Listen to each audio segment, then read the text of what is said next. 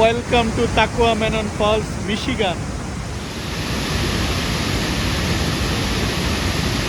আল Aqsa supermarket বা Detroit Michigan থেকে যদি আপনারা ওখানে যেতে চান তাহলে প্রায় 5 ঘন্টার মতো সময় লাগবে। অর্থাৎ এর চাইতে কম সময়ে আপনি ডেট্রয়েট মিশিগান থেকে নায়াগ্রা ফলসে চলে যেতে পারবেন। যাই হোক, এটা মিশিগানের উপরের দিকে। যেহেতু আমি পিকচার রক যে ন্যাশনাল পার্ক সেটাতে গিয়েছিলাম, ভাবলাম যে আসার পথে এই সুন্দর ফলসটা দেখে আসি। এটা আমরা যেটা বাংলায় বলি যে একসাথে হ্রদ দেখা আর কলা বেচার মতো।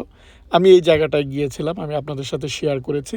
এটা হচ্ছে পিকচার রক ন্যাশনাল পার্কের একটা অংশ। এখানে বোট দিয়ে ঘুরে ঘুরে এই যে সুন্দর ভিউ সেটা দেখা যায়, সেটা আমরা দেখতে গিয়েছিলাম। তারপর আসার পথে এই ফলটা আমরা দেখে প্রায় 1 ঘন্টার মতো, একটু বেশি সময় লেগেছে, তবুও ভাবলাম যে এটা একটু দেখে আসি। আমরা প্রথম আপার ফলস যেটা সেটা দেখার জন্য যাচ্ছি। পার্কিং লট থেকে হাফ কিলোর মতো হেঁটে যেতে হয়। হাঁটার রাস্তাটা খুবই সুন্দর, দুই পাশে হচ্ছে ম্যাপল ট্রি।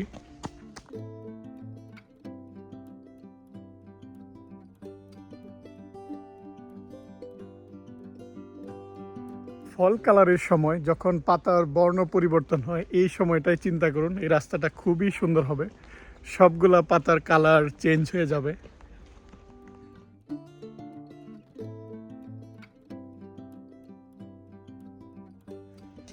চমৎকার সুন্দর হাঁটার জায়গা, দুই পাশে বসার জায়গা রয়েছে, ময়লা ফেলার ব্যবস্থা রয়েছে, আর বড় বড় গাছের সারি যেহেতু, তাই এই সময়টায়, গ্রীষ্মের এই সময়টায় হাঁটতে ভীষণ ভালো লাগছে। মনে হচ্ছে যে শীতল একটা পরিবেশে হেঁটে যাচ্ছি। আপার ফলস কিংবা লোয়ার ফলস, দুইটা ফলসে একটু হাঁটতে হয়, কিন্তু হাঁটার জায়গাটা খুবই সুন্দর। দুই পাশে গাছের সারি, সেই সাথে কি কি গাছ ওরা লাগিয়েছে সেটা এই জায়গাটায় বর্ণনা দেয়। অর্থাৎ সেই বর্ণনাটা পড়তে পড়তে এই যে একটা সুন্দর রাস্তা, সেই রাস্তা ধরে যেতে কিন্তু আমাদের ভালো লাগছিল। আর এই যে বিশাল বিশাল গাছ, সেটা কোনটা কি গাছ সেই বর্ণনাটা আবার নিচে লেখা।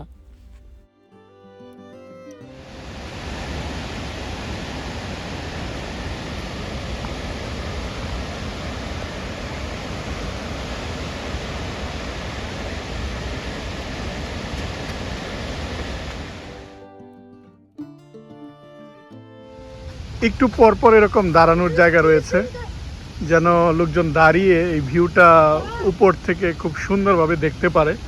তাই সামনে তারপর পিছনের দিকে সুন্দর ব্যবস্থা ওরা করে দিয়েছে। এই জায়গাটায় নদীতে যেহেতু প্রচুর পানি প্রবাহিত হচ্ছে, তাই কি পরিমাণ পানি পার সেকেন্ডে এই জায়গাটায় পড়ছে সেটা ওরা এই জায়গাটায় লিখে দিয়েছে। অর্থাৎ রেকর্ড পরিমাণ কি ছিল সেটা। সেই সাথে এই যে কালারটা দেখুন, কালারটা কেন এরকম হয়েছে, মাটিতে ট্যানিক অ্যাসিড থাকার কারণে, সেই বর্ণনাগুলো এই জায়গাটায় দেয়া। অর্থাৎ পানির কালারটা মনে হচ্ছে যে চায়ের কালার হয়ে গিয়েছে এই জায়গাটায়। এটাও দেখতে কিন্তু অন্যরকম লাগছিল।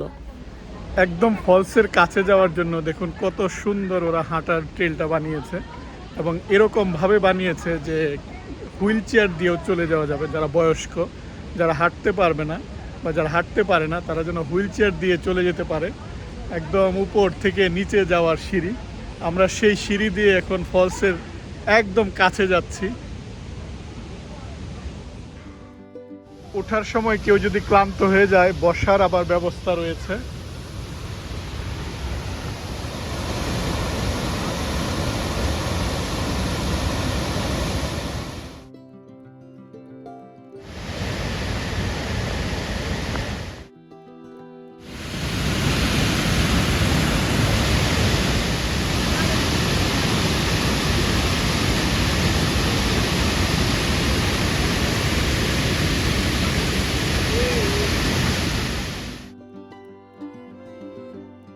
আমি আমেরিকার অনেকগুলো স্টেটে অনেক ফলসে গিয়েছি, হাইকিং করে যেতে হয়, অনেক কষ্ট হয়, কিন্তু এই যে এত সুন্দর আপনার আসার ব্যবস্থা বা একদম স্মুথলি চলে আসার ব্যবস্থা এই জায়গাটায় দেখে ভীষণ ভালো লেগেছে।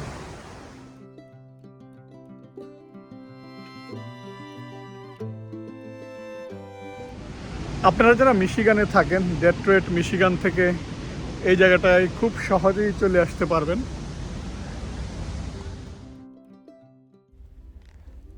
আমেরিকায় যেহেতু প্রচুর গাছপালা, ফলে এদের কিন্তু কাঠের কোনো অভাব নেই। অতীতে যারা আমেরিকায় আসছে বা ইউরোপিয়ানরা যখন এই জায়গাটায় আসছে, তারা কিন্তু আসার পর এই গাছগুলা দিয়েই তারা ইজিলি তাদের বাড়ি বানিয়ে ফেলতো। দেখুন এই যে গাছগুলা কাটার পর এভাবেই ওরা ফেলে রাখে, কারণ এটা যে ওরা ব্যবহার করবে যেহেতু প্রচুর, তাই এই জায়গা থেকে নেওয়ার কোনো প্রয়োজন হয় না। তাই আপনারা যখন দেখবেন যে এরকমভাবে অনেক জায়গায় গাছগুলো এমনিতেই পড়ে আছে। যেহেতু এটা একটা স্টেট পার্কের মাঝখানে, তাই এর জন্য একটা এন্ট্রেন্স ফি রয়েছে। মিশিগান স্টেটের যারা, তাদের জন্য একটা ফি, যারা আউট অফ স্টেট তাদের জন্য আবার ফিটা একটু বেশি, তবে খুবই কম, মাত্র $12।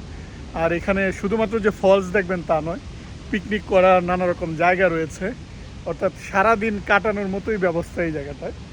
ফলে আপনারা যারা ঘুরতে আসতে চান ছুটির দিনে, এই জায়গাটায় আপনারা চলে আসতে পারবেন, বিশেষ করে কাছাকাছি যারা থাকেন এই স্টেটের কাছাকাছি।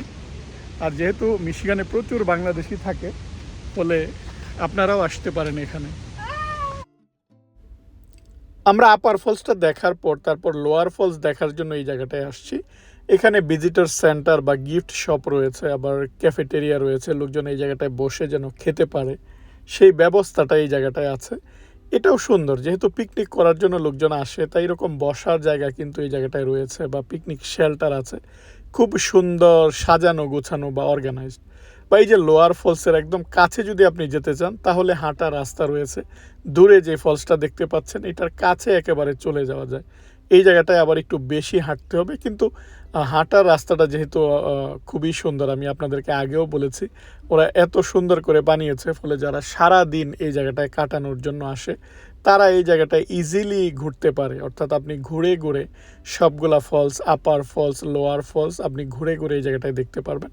আর বয়স্কদের জন্য এই জায়গাটায় হুইল চেয়ার রয়েছে। হুইল চেয়ার আপনি এই জায়গাটায় নিয়ে, যেহেতু রাস্তাটা খুব স্মুথ করে বানানো, ফলে তারা হুইল চেয়ারে করে যেন এই জায়গাটায় ঘুরে দেখতে পারে, সুন্দর সুন্দর ভিউ দেখতে পারে। ফলে দেখুন রাস্তাটা খুব সুন্দর করে বানানো, ফলে তাদের বা বয়স্কদেরও কোনো এই জায়গাটায় সমস্যা হবে না।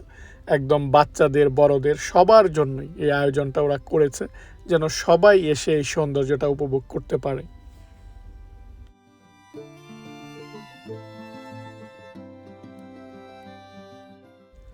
আমি কোথাও বেড়াতে আসলে একটা সুভেনির কিনে নিয়ে যাই গিফট শপ থেকে, খুব সুন্দর সুন্দর জিনিস। এই জিনিসগুলো আপনি জাস্ট ওদের যে ভিজিটর সেন্টার ওখানেই আপনি পাবেন। আর সামনে সুন্দর যে ফুলগুলো দেখতে পাচ্ছেন, এটা হাইড্রানজিয়া। আমরা এখন সন্ধ্যাবেলাটা কাটাবো ছোট্ট একটা সিটিতে, সেটা আমি শেয়ার করব আমার পরবর্তী ব্লগে। এই ব্লগটা শুধু ফলসকে ঘিরেই। আশা করি এই যে একটা সুন্দর ফলসের ভিউ এবং আমার কথাগুলো আপনাদের ভালো লেগেছে। আজ এ পর্যন্তই, পরবর্তী ব্লগ দেখার আমন্ত্রণ জানিয়ে আজ এখানেই বিদায় নিচ্ছি। আপনারা ভালো থাকবেন। আল্লাহ হাফেজ।